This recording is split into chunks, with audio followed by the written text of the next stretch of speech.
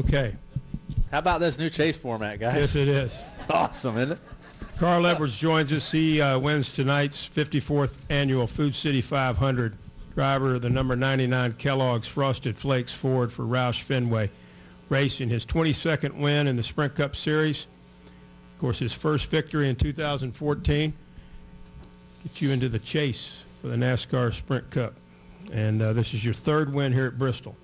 So I know this is a special win here for you this evening, Carl, and congratulations getting in that, I guess as they're calling it now, the Winners Club for 2014. Well, so congratulations, and just take us through today. A long day, certainly, and but a big win for your race team. Yeah, at this rate, there will be 26 winners, and it'll be a heck of a battle just to, so I guess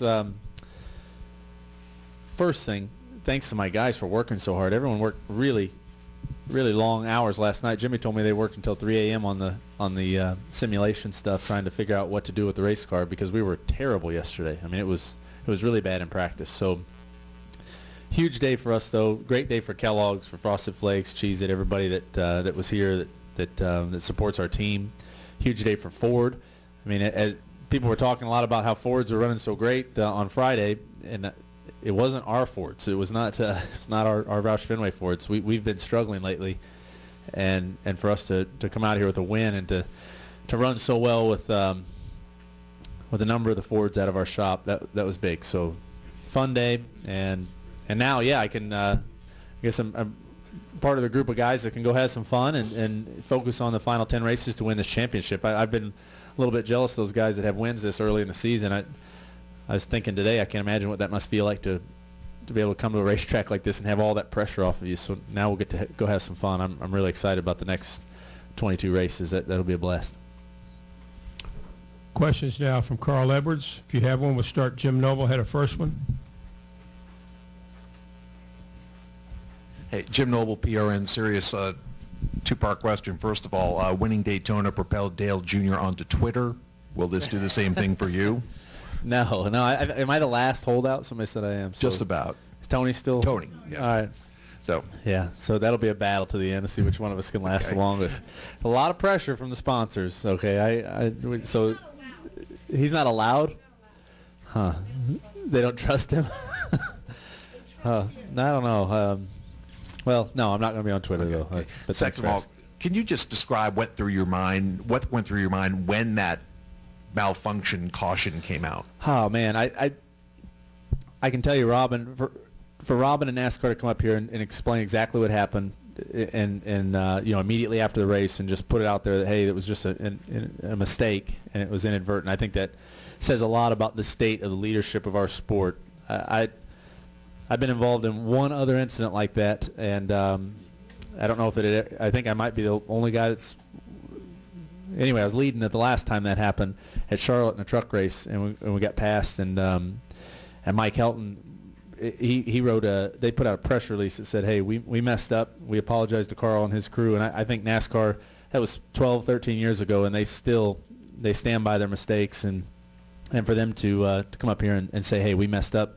That means a lot. I mean, we as a sport, they make a lot of tough calls. We all do a lot of things where there's a lot of room for mistakes, and so the outcome worked out for me. But even if it hadn't, I'm glad to be part of something where they just say, "Hey, we screwed up." Other questions for Carl? Thought I saw a couple more hands. Jenna has one.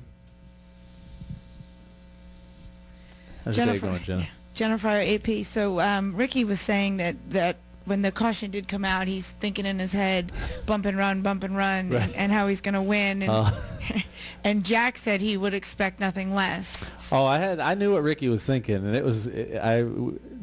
was going to be a battle. So well, I have a feeling if the way I envision it in my mind, knowing Ricky and knowing him, we probably neither one of us would have made it back to the start finish line. It could have been that ugly. So Eric probably would have been in a really good spot, but I mean, Ricky was being aggressive out there all night, and I knew what was coming. So that was going to be a battle. Well, were you? I mean, ultimately it didn't matter because the race ended. But were Right. you, when the caution comes out, are you thinking, "Oh no, now I've got to prepare to defend this win"? Yeah, I was fully prepared for, smashing into each other, bouncing off the walls, wrecking each other for the win. I mean, that's what I expected. And now that I know Ricky was going to do that, I'll go ahead and return the favor next time he's in front without. But no, I really did. I'd expected it to be pretty crazy. I mean, it is the only way you're going to get. I don't know though. It could have been a clean too. I mean, Eric got really close to getting by me on the bottom clean. So we joke around about that and talk. But I would not have been surprised if it would have been a big mess. But that's where we're at right now. I mean, you got to go for the win. And what did you think when Jimmy said to stay out with 70-ish to go? Well, I thought when Jimmy said we were going to stay out, I thought that's a good idea. And then nobody stay out around us. I thought, oh boy, that might not be the greatest thing. And it turned out to be perfect. I mean, our car was just faster than it had been all night after that. So there was no detriment to our performance. It didn't hurt us in any way staying out. It helped all that track position. So that was good.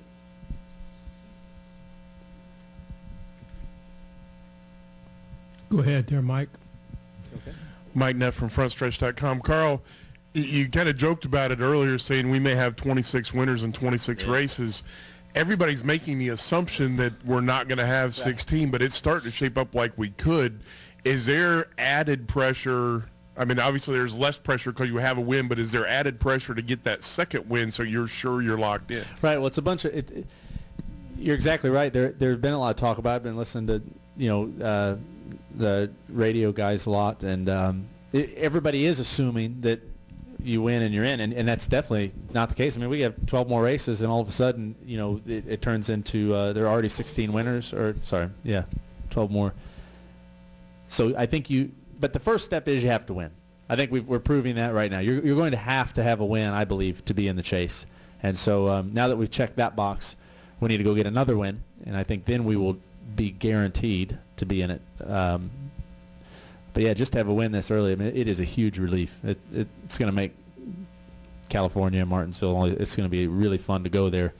And I'm going out, I'm taking a guess at what the 4-car and those guys were doing, but they were really fast down the straightaways tonight, and they blew up, and I'm assuming they're probably on the, hey, let's develop things for the final 10 races program, and that's a luxury you have if you believe you're in the chase. So I think this new format is going to change the way people race throughout the year. It's going to be very interesting to see how it all culminates at the end and see what everybody brings to those final 10 races, considering the fact that they have time to work on things because there's not that pressure.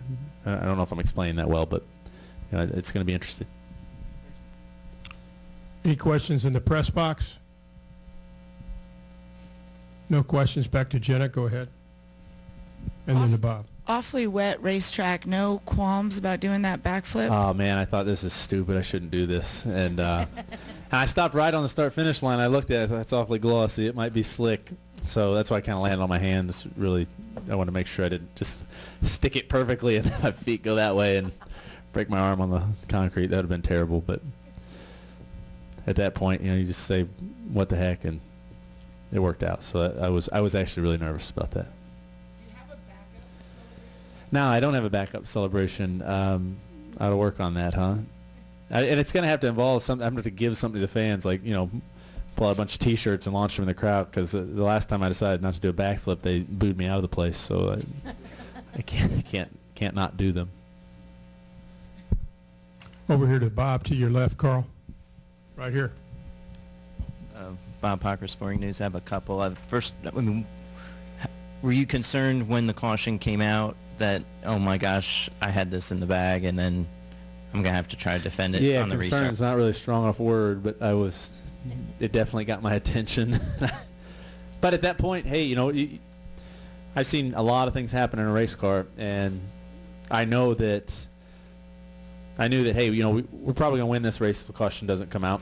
The caution did come out, and I thought, you know what, now we get an opportunity to prove that we deserve to win this race, and it honestly might have been a lot more exciting. So, with everything like that, there's always an opportunity, but yeah, I did not want to see that caution. I did not at all. So I'm glad that the rain came. I think there were some higher powers at work there that worked out great. And I mean, about how many laps into that final run did you kind of know, okay, no tires was, or not pitting was the right call? I knew pretty quickly right after we restarted that not pitting was the right call, just with how fast the car was. We ran our fastest lap, I think, with 30 laps on the tires or 40 laps on the tires. So I felt pretty good about it. I was a little nervous that Kevin had 4 tires. I think he was 4th, and I thought if we get a caution, he'll start on the outside on the top behind me, and if I were to get a bad start, he might be in a position to snatch the lead from that spot. But with him out of the picture, I felt like that we definitely had the right, we didn't have a disadvantage on anyone. And it still might have, I don't know that it would have been a disadvantage even to somebody with tires, but that was the only one I was concerned about. Any additional questions for our race winner? Jenna has another one. Damn, Jenna, did you have some coffee late or something? Or what? I don't know. I've got a sort of a big picture question. With the way that the weather went tonight and it being unpredictable, and you had 2 races out west, and now you're going to go back out west, do you think it would make more sense to maybe stay out west and race California in order and maybe race Bristol a little bit later? Robin was up here before me. Maybe I should ask Robin that. I've got a great Cessna airplane that I don't mind flying, so I'm fine to take the trip out west. And right now, where I'm sitting, I wouldn't change anything about the schedule. It worked out great for me, so rain included. So just me and Noah, enjoying this. Anything else? Carl, congratulations on a great performance Thanks a lot, here Gary. today. All right, thank you guys for sticking around.